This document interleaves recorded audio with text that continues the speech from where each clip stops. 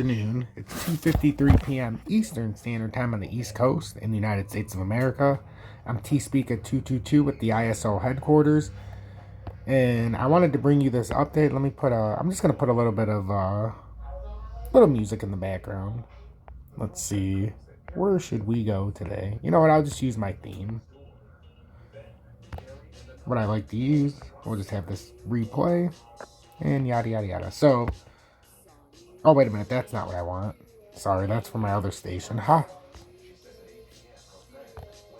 I meant to click on this. Okay, so this is a very important update. This came out 10 hours ago, and this is very interesting. It relates to the ISO-20022 and the regulatory. So, 2022, a year of regulatory developments, possible deviations, and certain delays. While 2021 wasn't the busiest of years in terms of regulatory reporting go-live implementation, important developments did take shape.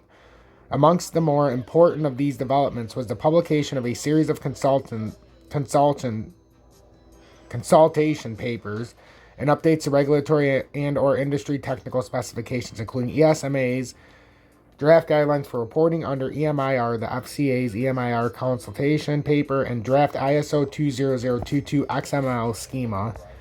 With many of the upcoming global regulatory reporting refits and rewrites being pushed out to later dates, there remains much uncertainty around timelines and requirements as we look ahead to 2022. A push for global standards is causing delays. A major contributing factor to the delays has been to the desire to accommodate global standards primarily driven by the Committee on Payments and Market Infrastructure CPMI and the International Organization of Securities Commission IOSCO. Implementing new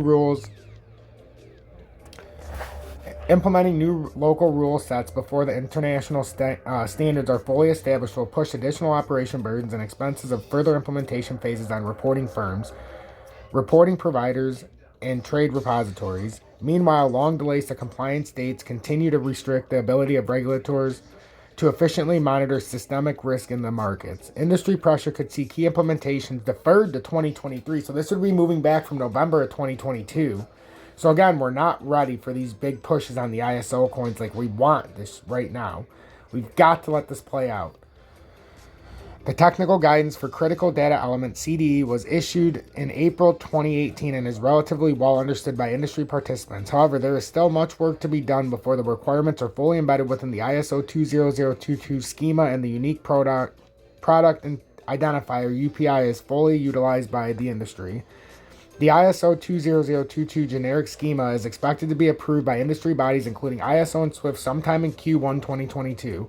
Although the industry groups are pushing for a minimum lead time of 18 months between each jurisdiction finalizing the schema and the accompanying compliance date. Additionally, the earliest approximate date for Derivative Service Bureau, DSB, making UPI available is expected to be sometime Q3 2022. So like I said, it's the end of the year when we can even start talking about this. A deferral of the CFTC rewrite go live date could cause problems. The Commodity Futures Trading Commission, CFTC, is expected to be the first mover to implement new requirements in 2022 through the May 25th compliance date, is in doubt with many market participants having already requested a delay. The question is, how long should this delay be? It is widely expected that any holdup will last between 6 months to a year, although this will enable reporting entities and swap data repositories to better prepare for the new requirements. It would not be sufficiently long enough to accommodate. Hold on, I don't know what the fuck's going on here. You know what? We want something in the background. It is widely expected 6 months. So accommodate ISO and UPI, meaning further implementations will be necessary within a year or two. If the delay is not approved, expect some chaos. EMIR refit on track. The timelines for Europe seem to be more considered. The European Commission EC has committed to an 18-month implementation date from when EMIR refit is approved, and the FCA is expected to align closely to its time frame.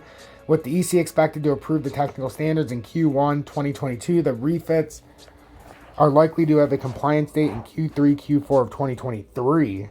The silver lining to these significant builds is that there appears to be enough time for both the ISO 20022 and the UPI requirements to be accommodated. Therefore, firms which start preparing early could begin building more strategic operating models on the probability of further refits in the near future is remote.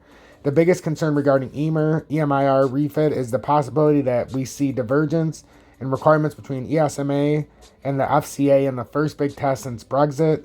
If the FCA decides on even minor deviations from the ESMA requirements, firms will need to split their operating model with inevitable increases across both risk and cost. Changes to APAC and other regulations could add further burdens. APAC jurisdictions are also expected to see substantial change in 2022 and beyond, with the Australian Securities and Investment Commission, the Monetary Authority of Singapore, Japan Financial Services Agency, and Hong Kong Monetary Authority all planning rewrites in the next couple of years. Although technically not a rewrite, there are other significant changes ahead in the UK and Europe regarding SFTR reporting, with amendments to the ISO schema validation rules and trace enhancements to add another layer of complexity into the mix. While the FCA has granted the industry its request to delay the go-live date until April, ESMA have denied it and are adhering to the original end of January deadlines. Already under pressure to make the January target date, many firms may now have to support two different operating models for a period of time, and for good measure. Late November, we saw the EC publish a draft legislative proposal for MIFIR, suggesting even more transaction reporting development will be needed in the future. There are far too many regulatory reporting changes on the horizon to mention here, but one thing is for sure, regulatory and compliance teams will need to closely monitor shifting timeframes and requirements and change operational teams and likely to become thinly stretched.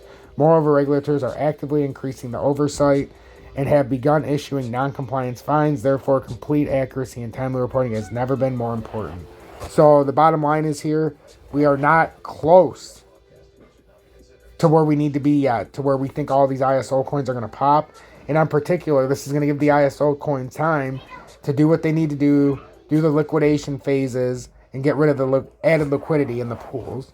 So the bottom line is, be patient, pay attention, tune into this ISO headquarters, and I'll bring you all the updated news in the ISO world. If you're watching this on any of my other pages, make sure you follow my ISO headquarters and you can get up to the date, up to the minute. I'm going to release this on probably my Future Millionaire page as well, just because this is very important information.